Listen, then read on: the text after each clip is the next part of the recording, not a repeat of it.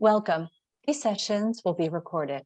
I'm pleased you could join us for the Business Education Resilience webinars with 1917. My name is Pauline Markward, and I'm the Executive Director of the Greater Bowie Chamber of Commerce, which is made up of members with common interests and concerns related to the business environment in the Bowie area. It is the primary professional trade organization in the Greater Bowie area dedicated to the protection, enhancement, and success of businesses in the Bowie community. The Bowie COVID-19 Recovery Assistance Program delivers online technical assistance to help Bowie businesses accelerate their post-pandemic economic recovery. This program is a collaboration between the Greater Bowie Chamber of Commerce and the Bowie Business Innovation Center Business Accelerator and funded by the City of Bowie. During this webinar, it is best to be comfortable with your video on. Remember to mute yourself and ask questions through the chat unless otherwise directed.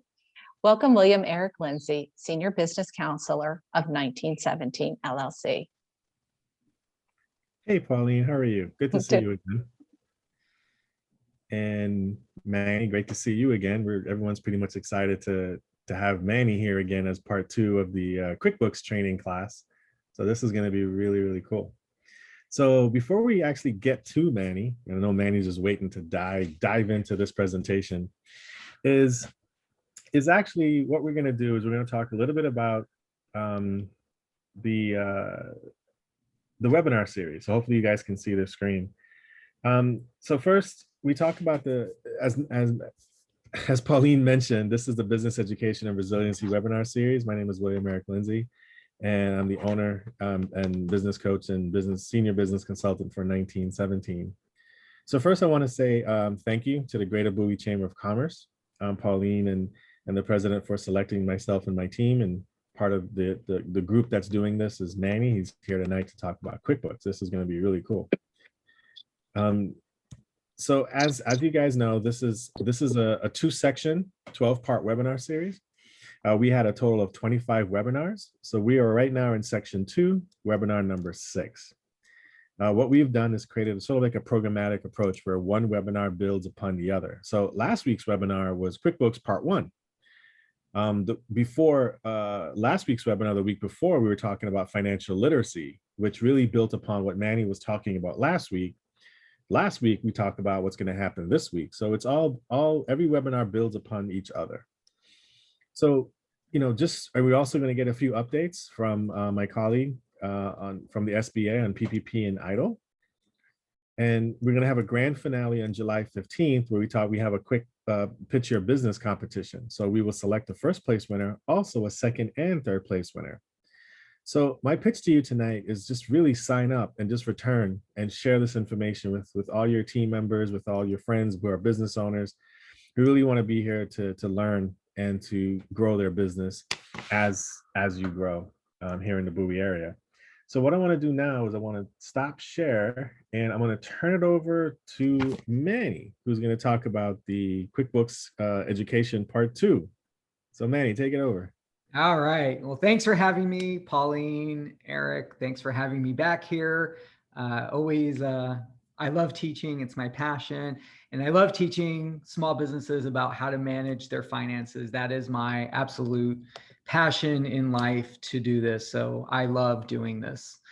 So today, what we're going to talk about so last week we talked about, we did a QuickBooks crash course. So just teaching you sort of the basic things you need to understand about QuickBooks to start recording your expenses, recording the revenue that you're receiving, and then making sure your books are accurate. So if you were here for that one, hopefully you were, we got to get the basics of QuickBooks. This week, what we're going to do now is, since you've all been recording such great information in your system, we're going to take a look and see what reports we can now get out of QuickBooks so that we can start making better decisions with our business. And this is one of the major reasons why you want to be doing your bookkeeping. So yes, of course, we need to pay our bills. We need to collect on our money. Those are very important things that we need to do to keep our business moving on a day-to-day basis in the background. But then we're also amassing a lot of really great information. We're going to look at some key reports that you need to be paying attention to so that you can take this information into strategy for your business. And so this is where we bridge that gap between the bookkeeping and the strategy portions of your business here. So I see a lot of people joining right now. So this is great. It looks like we have a fantastic turnout. So we're going to have some fun here. I promise I'm not going to talk the whole time. So if you have questions, please feel free to put them in the chat. I'll stop periodically, see if there's any questions, and then I'm going to leave plenty of time at the end to answer any and all questions that you have. So please don't be shy with those. So let me go ahead and fire this up. Today. All right. So today we're going to be talking about financial reports. So learning objectives. I always like to put my objectives in here. So what we're going to talk about today is we're going to talk about the purpose of reports. We're going to talk about the key reports that you need to pay attention to. We're going to talk about what your balance sheet and your income statement are telling you. And then we're going to talk about how to create and save custom reports within QuickBooks. And then of course, a few other things as well. So as Pauline and Eric mentioned, my name is Manny Cosme. I'm the founder and CEO of CFO Services Group. CFO Services Group is a management accounting firm, which means that we focus on two things. We focus on bookkeeping and the day-to-day, accounting back office work. And we also focus on financial strategy. So those are the two areas, bookkeeping and financial strategy. We do that day in and day out, and we love what we do. We help small businesses and small nonprofits manage their money day in and day out. And it's really a lot of fun. But I'm not just an accountant that knows this stuff in theory. I also run a business myself. So trust me, I am also in the trenches, looking at my reports on a regular basis, trying to understand what's going on in my business so that I can make good decisions for my business and move the ball forward and hit the goals that I want to personally achieve with what I do. So I'm in here with you, helping you to understand all of this. And really the goal is just to get you moving forward and helping you hit your goals here. All right. So with that, let's get into it. So bookkeeping, as we know, can be time consuming, right? It takes some time to do your books and keep it up to date and all this stuff. So with so many demands on your plate, why do you spend your precious time doing bookkeeping? I know as a small business owner, you don't have a lot of time. You're probably putting out fires all day long. So to stop and have to do your bookkeeping can be a big burden, right? But it's very important. So why do we take the time to do it? It's because bookkeeping equals knowledge. And as we know, knowledge equals power.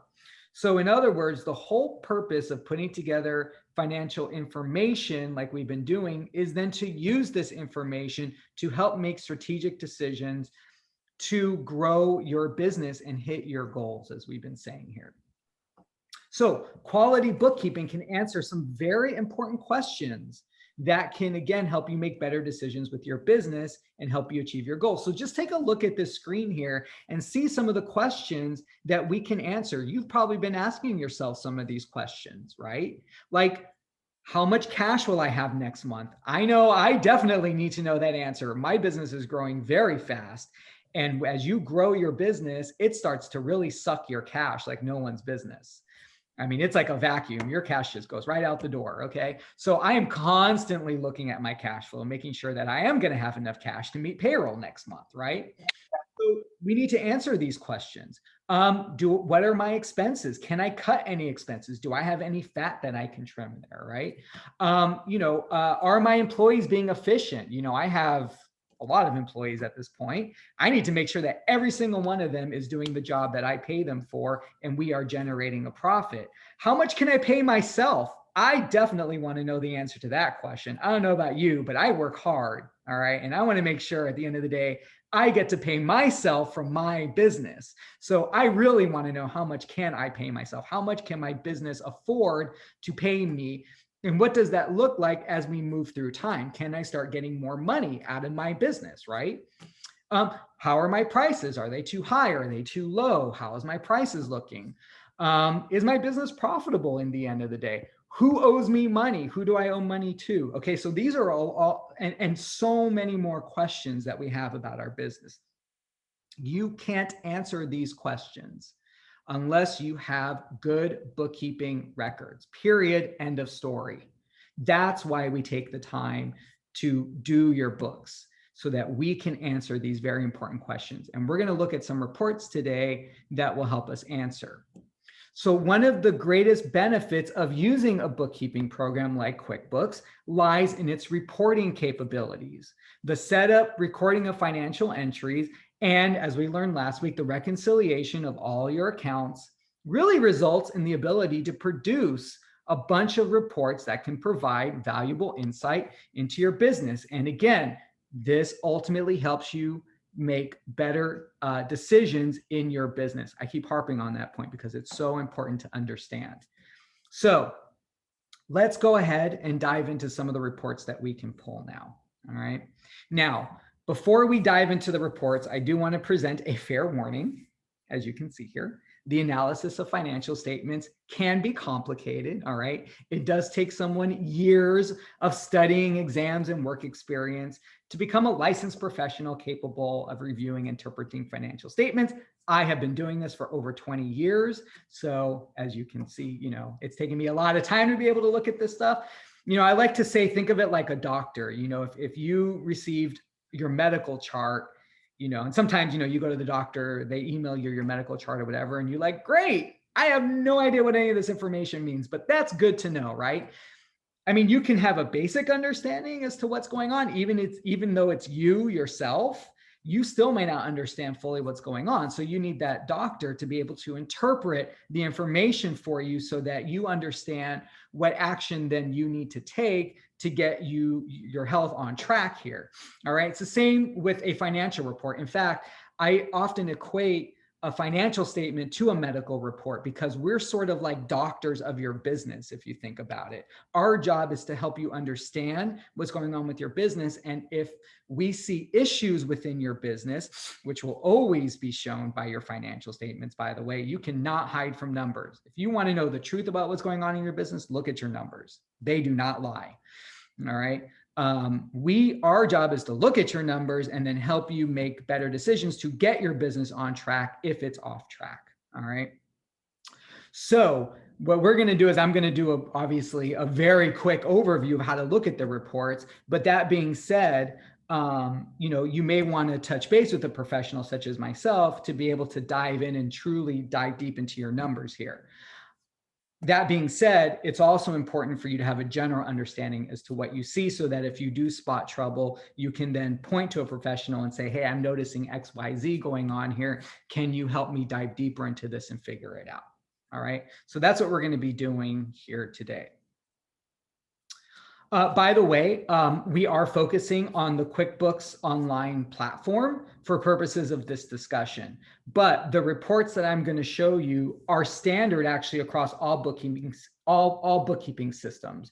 So if you happen to use another bookkeeping system like Xero or FreshBooks or maybe some industry specific software, then what we're going to go through today is still going to be valuable to you because you're going to be able to pull pretty much the same reports. All right. Like a balance sheet is a balance sheet is a balance sheet. It doesn't matter what bookkeeping system that comes out of. It's the same across all this. A profit and loss is a profit and loss. All right.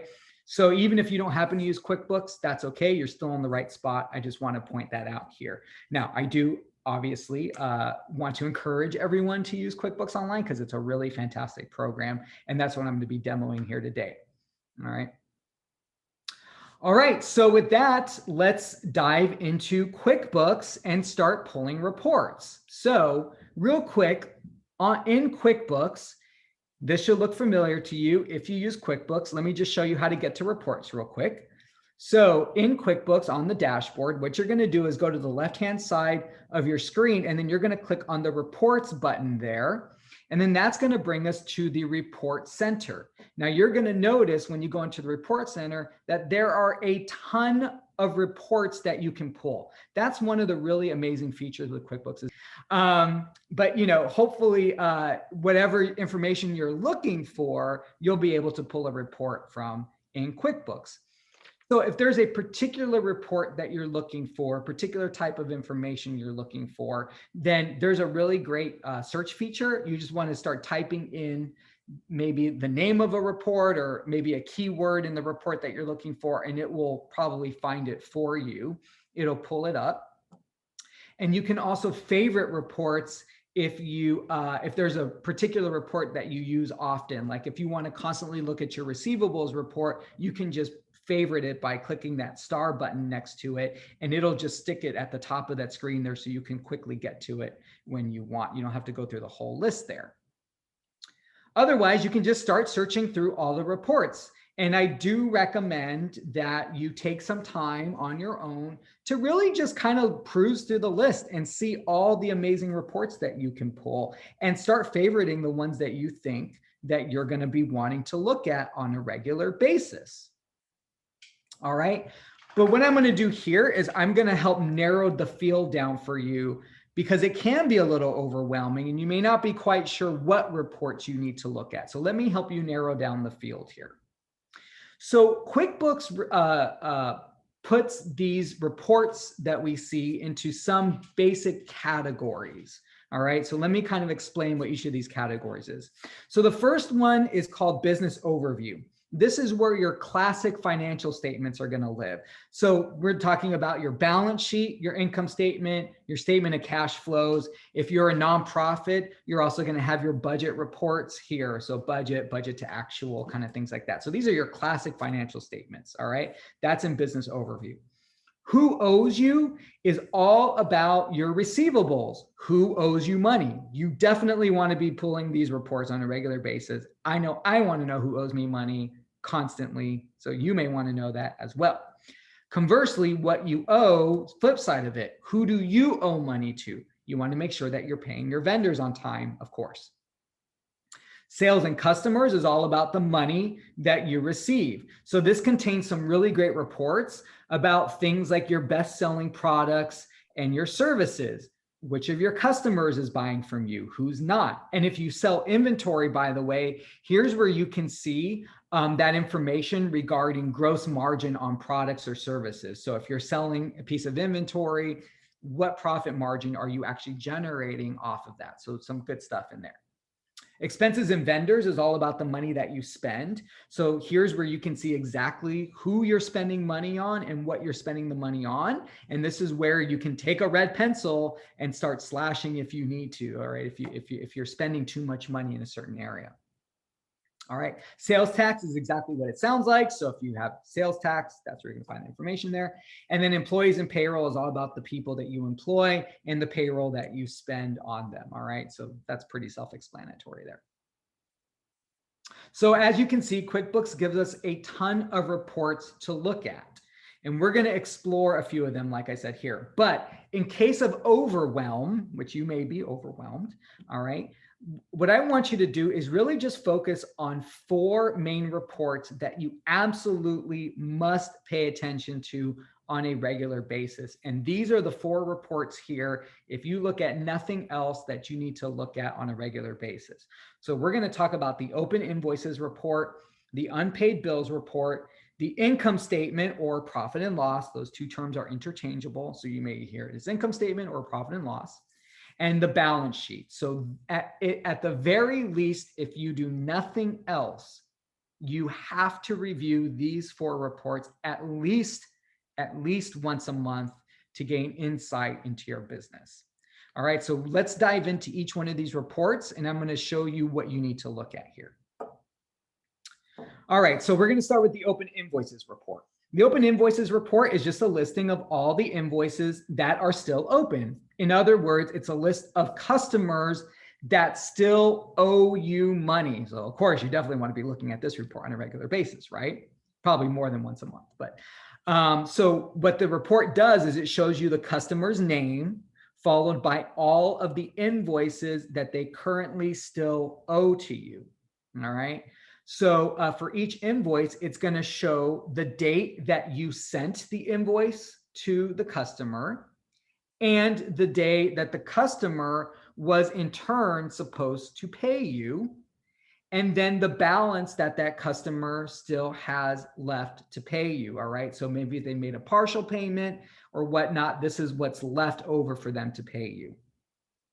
Now, for all the invoices that are past due, you definitely want to make sure that you're reaching out to these customers on a regular basis and reminding them to pay you, of course. Now, be on the lookout for any customers that have a lot of invoices past due. So if you look here and you see some of these customers have 2, 3, or 4 invoices past due, that's a red flag that something may be wrong. Also, if you see any invoices that are over 90 days past due, that typically is a sign that something is wrong and you may want to pay extra special attention to something like that, okay? Because the older an invoice gets, statistically, the harder it is for you to collect on it, and the greater the probability that the customer simply won't pay you. So for all these reasons, you want to make sure that you're looking at this report on a regular basis so that you make sure that when you do all that hard work for your customers, they do end up paying you. All right. I mean, unfortunately, sometimes it doesn't happen and you have to write it off to bad debt. So let's try to make sure that that doesn't happen as much as possible. All right. All right. So conversely, now let's look at the unpaid bills report. So the unpaid bills report shows a list of all the bills that now you have to pay to your vendor. So now you're on the flip side of this, right? Now you got to pay your vendors. So similar to the last report, this one shows you a list of all the vendors that you owe money to, along with all of the bills that you have not paid to them yet. So they're going to be paying attention to this report if they're good stewards of their business. So you want to make sure that you're paying their bills to them before they start reaching out to you and asking to pay, right? So you're going to see a list of the bills, and then you're going to see the date that they sent you the bill. So there's the date there. It's also going to tell you how long it's been overdue. How long have you owed them the money? And then how much of that bill do you have to pay left? So if you've made a partial payment on that bill or whatever, that should be reflected here. So this is the amount left over that you have to pay to them. So again, make sure that you're paying your key vendors on time to ensure that you have a successful business. Because if you're not, then you run the risk of getting your supplies and your labor cut off. And you definitely don't want that, right? I mean, you definitely don't want that. So, just how you don't like it when your customers don't pay you on time. Conversely, you are their customer. And so they don't like it when you don't pay them on time. So you, just as much as you want to collect your money, you also want to make sure that your vendors aren't feeling that pressure and that stress from you. So make sure that you are paying them on time, and use this report to catch any time you're not paying. Sometimes we forget to pay things, right? It happens. So you want to be looking at this report here. All right. And if you do have temporary cash issues, by the way, which happens from time to time, you just want to really keep on top of this report and let your vendors know, hey, I'm having some cash issues right now. Here's how, when I'm going to pay you, this is how I'm going to pay you, et cetera. So just keep the lines of communication open there. All right. So that's the unpaid bills report. All right. So now we're going to go on to the profit and loss report. So the profit and loss report is really where you see how all your hard work has paid off. So how much income did you earn and how much expense did you incur to ultimately, hopefully, bring you a profit, or a loss. It happens sometimes, but hopefully a profit. So, hopefully you are generating a profit. If you're not, or at least as strong a profit as you would hope you're generating, then this is your opportunity to really dive into this report to see where the trouble area is. This is how you're going to start diagnosing your business to make sure that you stay on track. And on the CFO side of our world, the strategy side of our world, we live and die by our P&L. That tells us all the information we need to be able to manage our business. So let's talk a little bit about what the P&L is telling you here. So we're going to start with your income section. How are your income figures? Did you generate the sales that you thought you were going to generate? Which products or services are bringing you the most sales? So this is something you, again, want to be looking at on a monthly basis. What does your income look like? All right. So we want to make sure. And by the way, if you set up a good chart of accounts, then this is what's showing here on the screen is your chart of accounts. So if you're ever curious as to what a chart of accounts is or what function it serves, it's what then populates these numbers. So it's important to create a good chart of accounts from the beginning so that when you pull a report, it's very easy for you to read what the report is telling you. All right. So if you do need help generating a chart of accounts, please feel free to reach out, or if we have time at the end, we can dive a little bit into that. But this is literally what you're seeing is the chart of accounts with numbers populated here. All right. So again, start with your income section. What does your income look like? All right. Next is our cost of goods sold. What is cost of goods sold? I get this question all the time. Cost of goods sold is an expense, but it's a special type of expense that's directly caused by your sales. So in other words, what did you have to spend money on in order to produce the thing that you sold? Product or service, it doesn't matter. So if you're a bakery, for example, and you sell cakes, let's say, then this would include things like the ingredients that you put into the cake, flour, sugar, eggs, and even labor time that you put into making the thing that you sell. If you are a service business, like you're a law firm, for example, then this would be the cost of the people that provide the service. So it would be the salaries of the attorneys that you have that are producing the legal work, for example.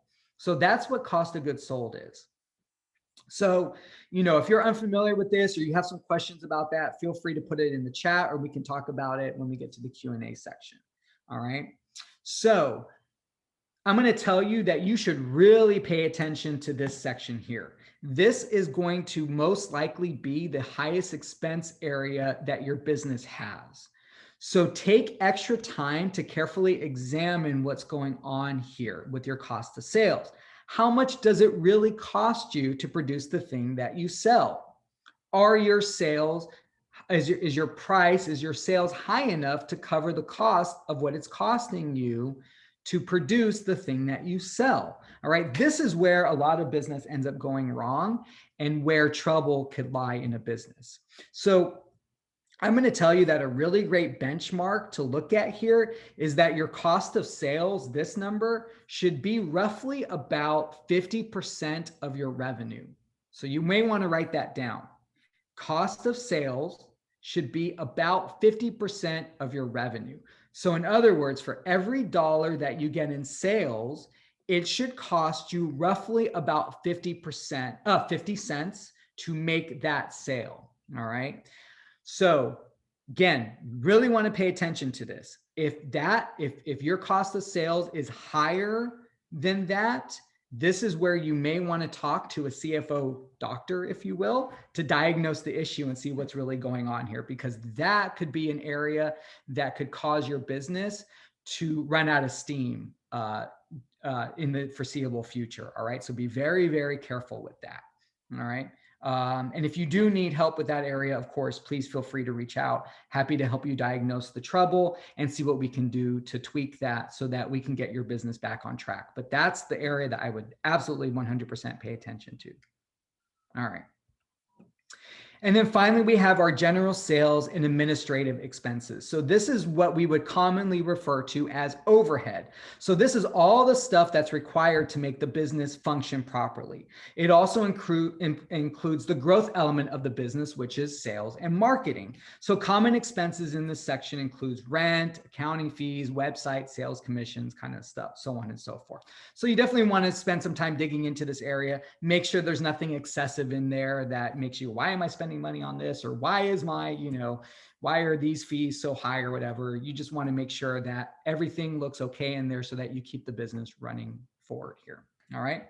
And then finally, it all boils down to your net income.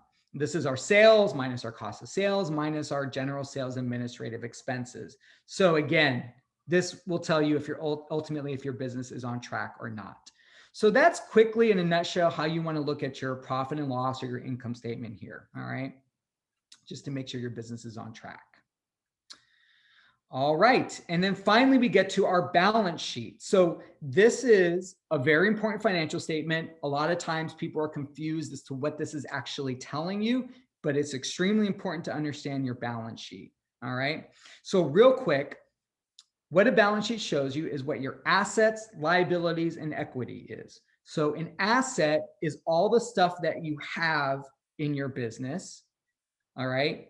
liability is what you owe to other people, and equity is what you own. So if we start with an asset, that's everything I have currently in my business. Of everything that I have, I could either owe that to someone else or I own it outright. All right. So for example, if I have money in my bank account, I either own that money outright or I owe it back to someone else, like a bank. All right. So everything I have, I either own it outright or I owe it back to other people. And that's exactly what your balance sheet is telling you. Of all the assets that you have, which of those assets are liabilities and which of those assets are equity to you. All right. So that's really in a nutshell what it's telling you. So that's why it's important, because I want to know of everything I have, who do I owe that back to? I definitely want to know the answer to that so I can plan accordingly, right? So we start with our assets, which are the things we have. So assets are things like cash in the bank, receivables, because I have a legal obligation to collect on that. I have receivables. I have fixed assets like computers and equipment and things like that. All right. Then we move on to liability. So of the assets I have, who do I owe this asset back to someone else? So these are things like unpaid bills, credit cards, loans, right? Because I owe that back to someone. All right. And then finally, we get to equity, which is the assets that I own outright, that I get to keep for myself. All right. So it's good practice to compare your balance sheet over at least 2 periods of time to see how things are changing. So for example, from last month to this month, did your cash balance go up or go down? Why did it go up or go down? The bills that I have outstanding, is it increasing or decreasing, and why? How's the overall ownership, the equity of my business changing over time? Do I own more of my business over time, or do I own less because I owe the rest of it out to someone else? These are really important things that you want to be paying attention to in your business to make sure that your business is ultimately moving in the right direction.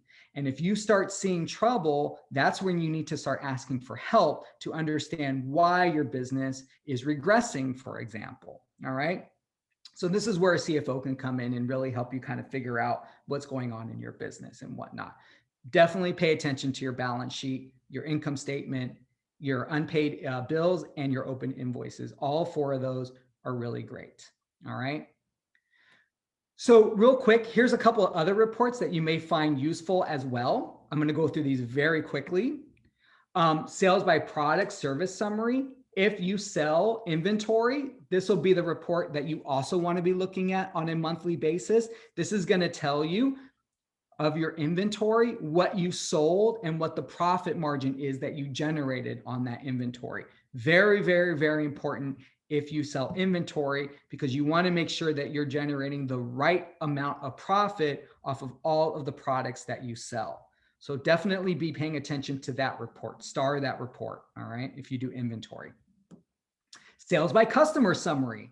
I want to know which of my customers is my biggest customer, which one is not my biggest customer, right? This is going to help me start getting better in my marketing techniques and my sales techniques. I want to target the customers that are generating the largest revenue for me, right? Maybe I want to take extra special care of VIP customers. So this is what's going to tell me that information so that I can plan my sales and marketing and customer appreciation strategies accordingly. So sales by customer summary, very important report. Okay. On the flip side, expenses by vendor summary. Who am I spending money on? Okay. How much am I spending on them? So again, do I see anything unexpected? So if all of a sudden I see, wow, I'm spending a lot of money on, well, here, Hall Properties. All right. Well, what are they doing for me? Am I getting the return on my investment there?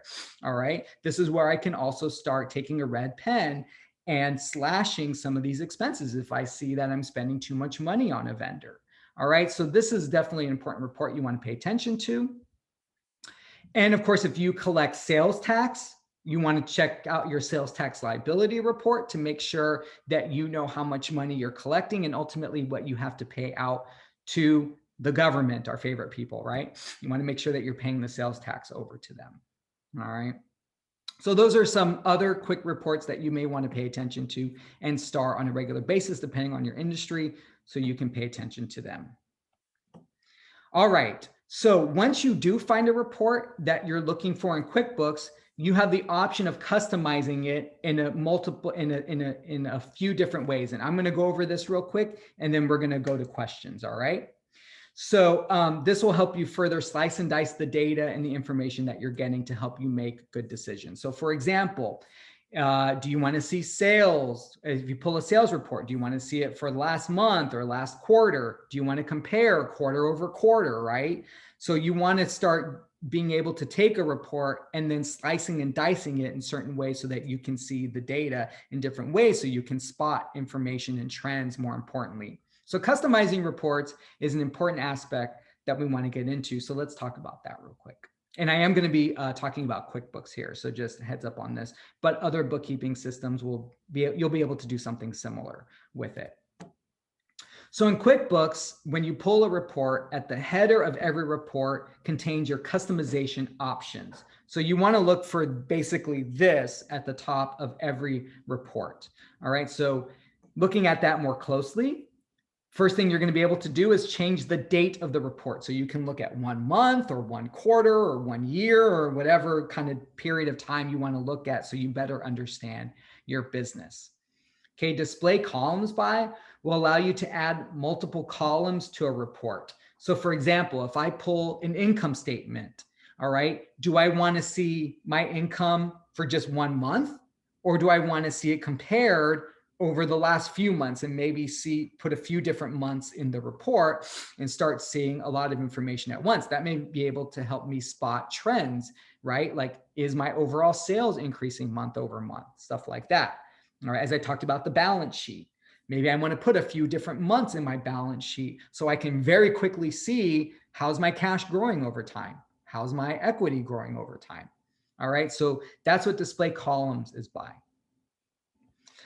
If you're looking at multiple months, do you want to show a column that gives the dollar change from month to month? So you don't have to calculate it in your head, basically. You can actually have that show right on the report there. So this compare another period will allow you to do that. It'll actually put that information right on the screen there. All right. And then finally, there's this button that says collapse, or it can say it's either expand or collapse. So let's talk about that real quick, because that's kind of an interesting feature. All right.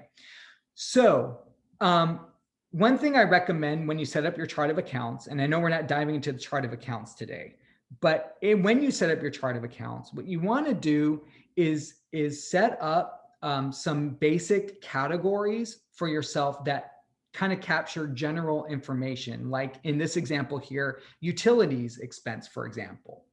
Then you want to create a bunch of sub accounts under it that get a little bit more specific with what type of utility you have. So here we have gas, electric, telephone, and whatnot. All right. The whole purpose of that is that when you set up your chart of accounts like that, when you go to pull a report, it can now give you very detailed information on your report, or it can give you summarized information on your report. And we'll be able to either expand or collapse a report to give us either detailed information about what's going on or summarized information about what's going on. All right. Now, this is important to understand, because you may want to expand a report if you're using it for management purposes so that you understand what's going on in your business, or you may want to collapse it and give summarized information if you're giving the report to someone else. So for example, if I'm giving a P&L to a bank because I want to get a loan, I may not want to give them a bunch of detailed information on my business. I want to give them very high level summarized information. So I'm going to collapse my report to be able to give that to them so that they don't have to dig into all the weeds of what's going on in my business. But for me to be able to manage my business, I do need to see the weeds of what's going on in my business. I need very detailed, granular information. So then I'm going to expand that P&L so that I can see exactly what's going on in my business and spot any trouble areas so that I can fix them. All right.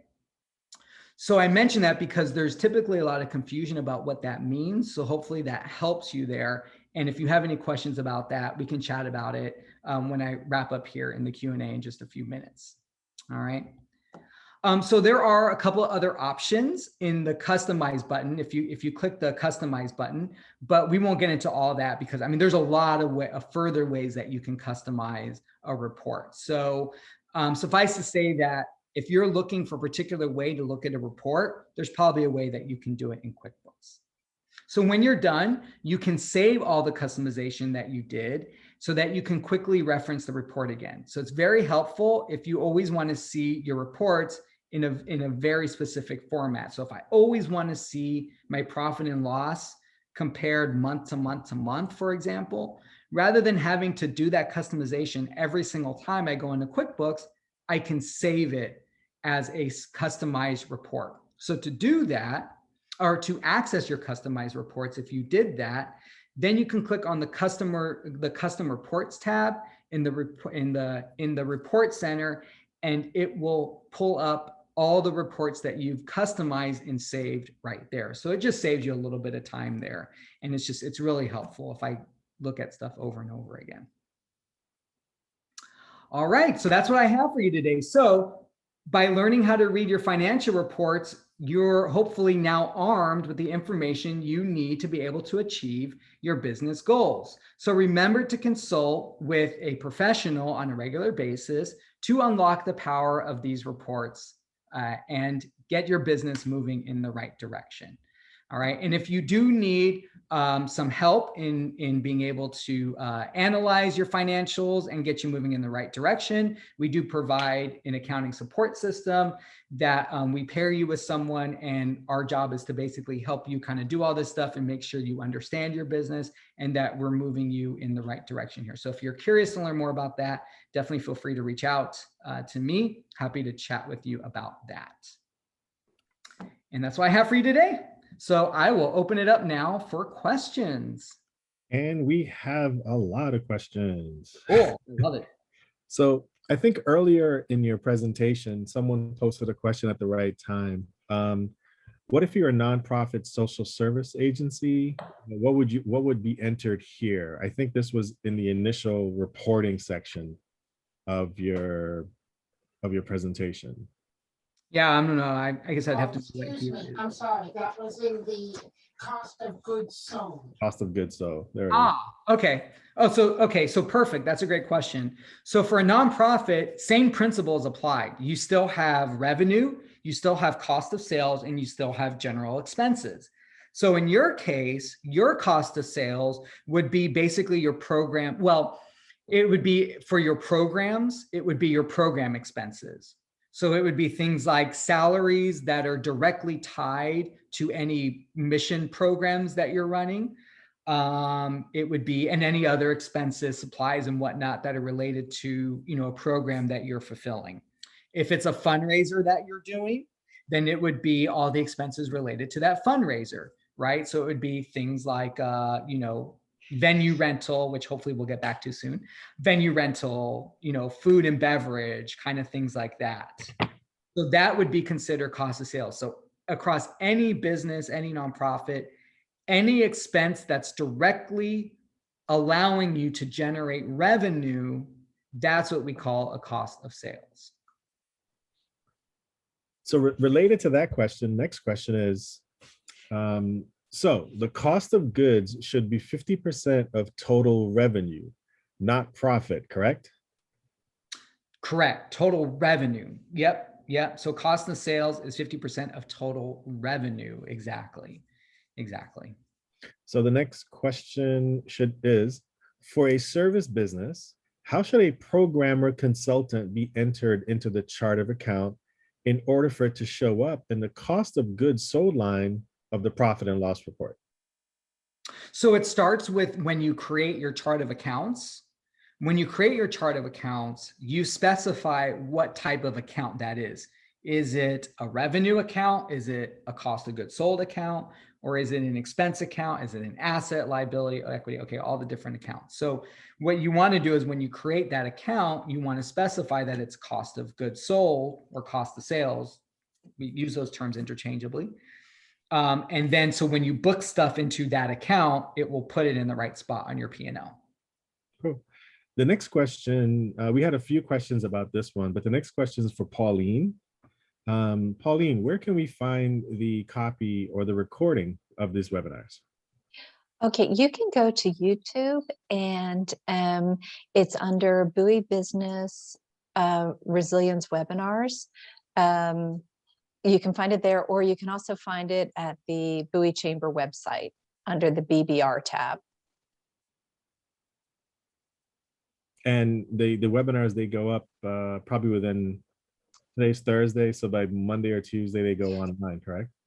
Correct. So you can find them on YouTube generally on Friday. They've already been uploaded by close of business, but really give us to Monday. But usually there's a little bit of a delay getting into our website just because we have to go through our web host to do that. Cool. Thanks, Pauline. You're welcome. And let's see. Okay. So there's a question here from Manny. The last question is, could you please explain owner's equity? So owner's equity is, okay, so if you are if you are the one and only owner of your business, then owner's equity is the amount of the business that you own outright. Okay, so again, everything in your business, you either own it or you owe it back to someone else. All right. If you think about that, think for a second, everything in your business, just take a second and kind of think about it. You either own it outright or you owe it to someone else. Those are the only two things that could happen with anything you have. So for example, if I have cash in my bank account, I either own that cash, I earned it free and clear, or I borrowed it from someone, right? Okay.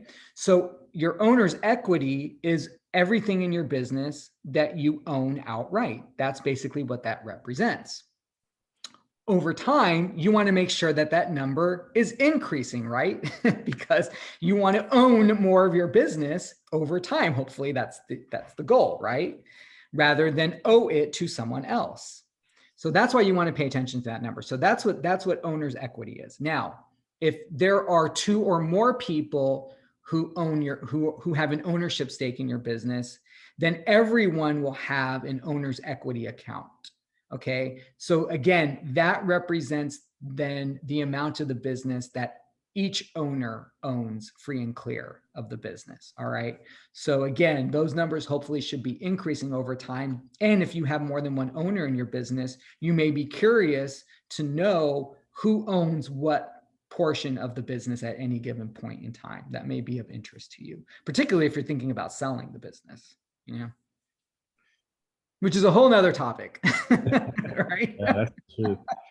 I'm gonna go right to this question because it's kind of related. So can you say that the owner loaned money to the company, and how will that work in the form of equity? So owners don't loan money to the company. That would be considered a contribution to the company, and it would go right into your equity portion. You're basically infusing cash into a business. If you own a business, everything that you own free and clear is you can take from the business. There's no problem with that. Now, the one caveat I will say, and this is where it gets a little bit into legalities, is depending on the structure of your business. If you are a corporation, then technically you do have to loan money to the business, and then you have to take it out in the form of like a dividend or something like that. So if you have a corporation, it's a little bit different because there's stricter rules. Anything other than a corporation, there is no loan that the owner gives. It's owner's equity is what you're infusing back into the business. Mm-hmm. So the next question before that, because the two questions were related. I currently have a subscription for the QuickBooks Intuit bookkeeping services, but find myself having to do most of the work after review and making corrections. You sound familiar? That sounds about right. Sounds about right. I'm considering doing it myself with the hours I'm putting in. Would love to hear your thoughts on this. Well, we offer a similar service. I like to think it's better than their service. But we do offer a support system where I pair you with a bookkeeper. And yes, you are. So, I mean, you can get the work completely outsourced. I can tell you that what Intuit charges, and I'm sure, we love Intuit. I love their product. Their service is not so great. But in the world of accounting, you do get what you pay for. I will say that. So, we do offer a complete outsourced bookkeeping service where we will do all the work for you. It can be, it's definitely going to be more than what Intuit charges you, but it's well worth it. And as your business grows, you definitely want to consider outsourcing your bookkeeping, because this information is going to become more and more vital to you as you grow and the stakes get higher.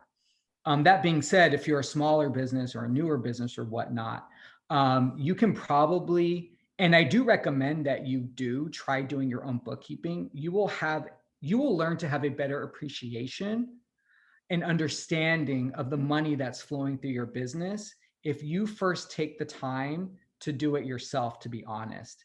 And I know it's not something that a lot of people like to hear, but it's the truth. It will help you tremendously to understand what's happening in your business at a visceral level.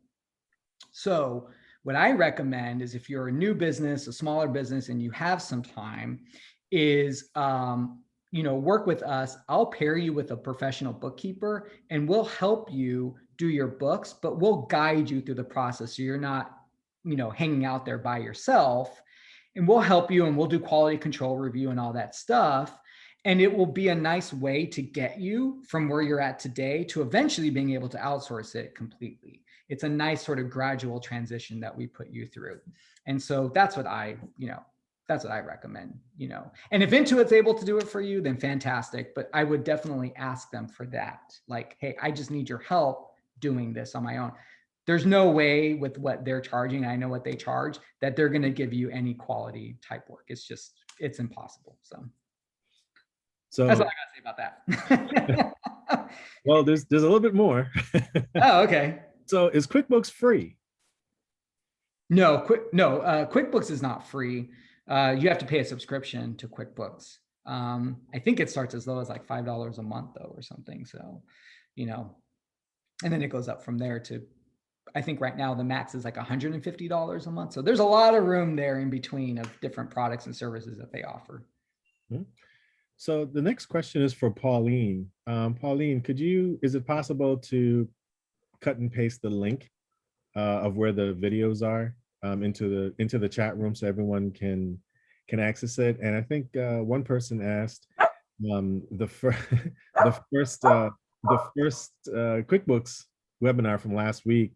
They can't seem to find it on the website, on the YouTube page. Oh, sorry, I have a little working from home issue. I did add the first link, so you can go to YouTube for that. And I will look for it and try to post it while we're online finishing up. Cool, thank you. I guess the dog agrees with you. So the dog says thank you. This is just a quick comment based on what Manny, you were saying about doing the books yourself. Absolutely, it's the truth. I'm learning that I'm 6 years in, and Intuit bookkeeping they're having some challenges with Intuit bookkeeping. So doing it yourself is a great advice to the businesses that are here. So they thank you for that. One person asked, is QuickBooks Desktop okay to use? Great question. So QuickBooks, for those of you who don't know, obviously they started out as a desktop application. A few years ago, they created their online platform. It was really bad, to be honest, for a long time. And a few years ago, they finally fixed it. So I would say as of 3 years ago or so, they really did an overhaul, and now it's really good. So in terms of ease of use, in terms of accessibility, in terms of a lot of things, QuickBooks Online is really great. I will tell you that Intuit is going to be phasing out their desktop application at some point in the near future, because everything is just moving to the cloud. That's just the way everything is going. So I would recommend migrating over to online. sooner rather than later. Also, it is easier to use and it integrates with more things. So you can automate a lot of really cool things in QuickBooks. So you don't have to do a lot of work yourself. It can actually automate a lot of stuff now. So it integrates with a lot of other systems as well. So QuickBooks can almost serve as the centerpiece of your entire business ecosystem, if you will. I'm going to geek out here for a second, but it's pretty cool. So definitely check out QuickBooks Online. If you have questions, of course, reach out. I'm happy to get into that discussion with you, but it's pretty cool. Yeah, we have two related comments, one related question. If you have the QuickBook desktop app, you don't have to pay a monthly $150 fee. That's a question. True. And would there be any updates required for QuickBooks desktop? Yeah, so yes, it's true. You don't have to pay a monthly fee. However, you still have to pay, you have to buy the software, which is a few $100s. So if you kind of think about it, you're still paying the same amount. And QuickBooks is constantly updating the software. They constantly get better and better and integrate with more and more things. Their reporting becomes better and things like that. So if you do have the desktop, you really should be updating it once a year. At the minimum, you should be updating it once a year. And so you're going to be paying that cost either way. So you might as well just do it online. And then if you do it online, you don't have to update anything. It pops in, you pop in there and there it is, right? So it's kind of done for you, which is pretty cool. So yeah, that's why it's just and they're putting a lot more attention to the online than they're doing the desktop these days. So. Cool. Yeah. And are there any other questions for Manny while we have him here? That was the last question, Manny, but I was wondering if anyone has any comments or questions. You can also unmute and just jump into the conversation as well. Absolutely. And QuickBooks, it caps at $150 a month. It starts at $5 a month. So if you're a small business, you can probably use the $5 a month product and get away with it. So, you'd probably be okay. And they always have these deals coming up. Mm-hmm. They always have deals. Always have deals. Yeah. Always have these real cool deals. I don't see any more questions. I'm sorry. Did someone jump in? Yes, I have a question. I have QuickBooks on the QuickBooks platform. And I want to move it to the TechSoup platform because it's cheaper. So I bought the TechSoup. Is that a difficult thing to do? So I will tell you, you're a nonprofit, right? You're 501(c)(3)? Yes. Okay, yeah. So you can get an annual subscription to QuickBooks Online through TechSoup. Yes. However, it has to be a brand new subscription. So if you do that, you have to create a whole new account from scratch through them. And that means you're going to lose all the data in your current system. There's no way to move it over. So that's sort of the benefit, that you have to start from scratch in the new subscription. Oh, thank you so much. Yeah. But it's really cheap if you go through TechSoup. Now, for those of you who don't know, TechSoup is a special, it's a company that basically offers software really, really cheap, but you have to be a 501(c)(3) nonprofit organization. And that's sort of how they help nonprofits, fulfill their mission, whatnot. But you can get some really great stuff on TechSoup. So yeah, good for you. Definitely, even if you lose the data, it may still be worth it to migrate over. Cause it's basically nothing for a copy of QuickBooks there. But if I lose the data, then I'll be losing all my data. How will I do that? I don't understand that. Yeah, so what you would do is you would have to keep your old file still. You would just archive it, and you may have to access it from time to time if you want to pull old information. Or, we can manually put, journal entry, some of that information into the new system. But it would have to be a brand new system. So I don't know, depending on what you have and whatnot, we can take a look and, Okay, I'll be checking offline with you. Okay, sure. All right, thank you. All right. So let's see. Anyone else? We have two questions in here, but let's see. Will there be a session about creating a chart of accounts? This was a two-part series. Last week was part one. This week was part two. And these will be the two parts, the two sessions on specifically on QuickBooks training that Manny will be doing here. But however, if you get in touch with Manny, he's right here. He does have other webinars through his CFO Services Group company. Manny, you want to talk about that?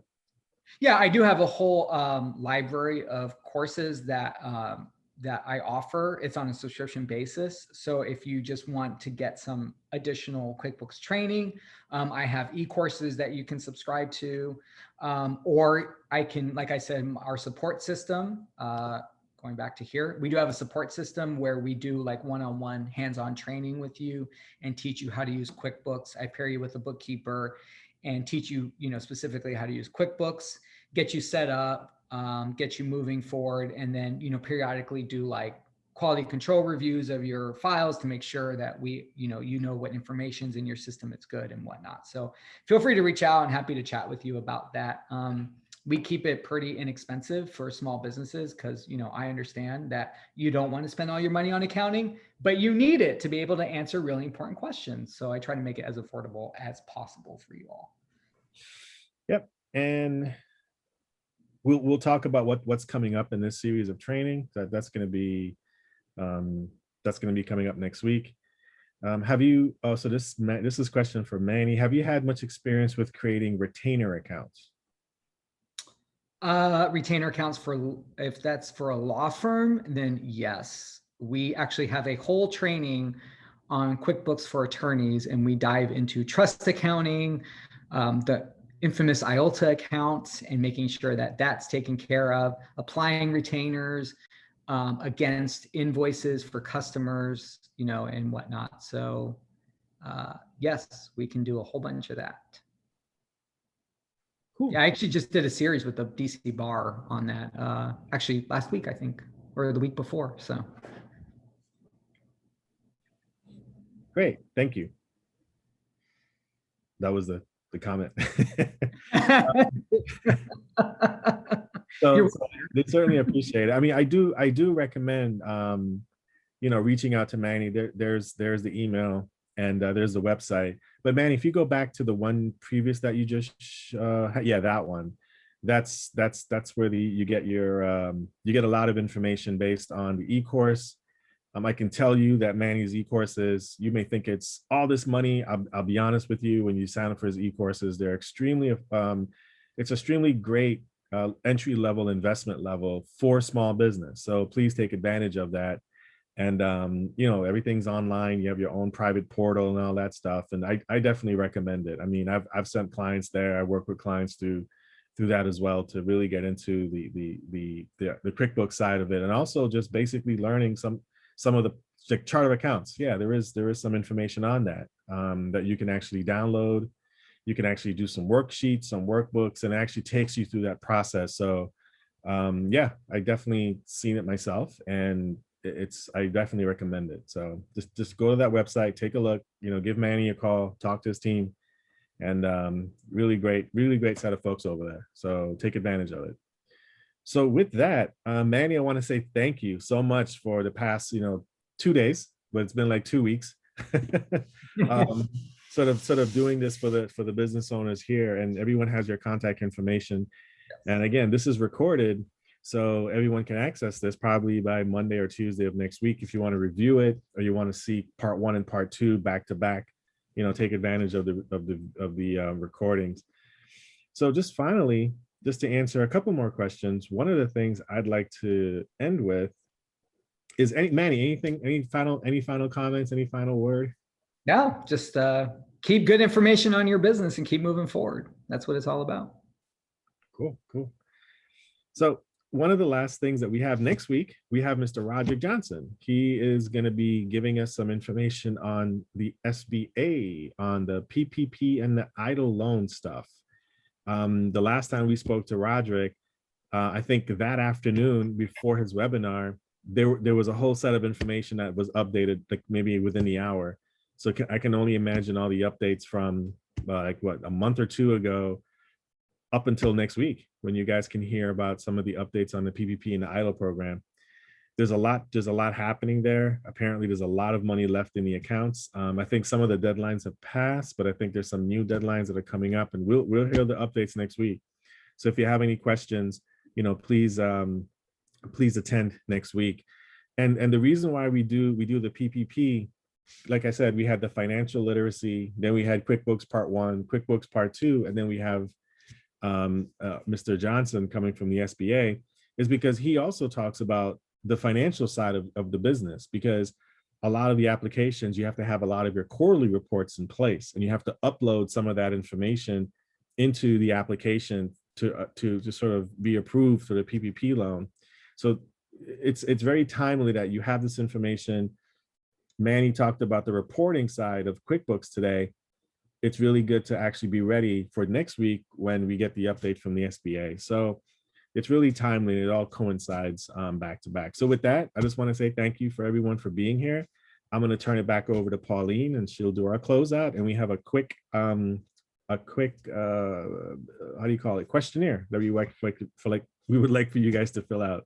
So thank you, Pauline. Okay. Thank you for joining us today, and please take a moment to answer the exit poll questions. Another informative webinar by 1917. And thank you, Manny, and thank you, William. It's always a pleasure to have both of you here. So see you next week.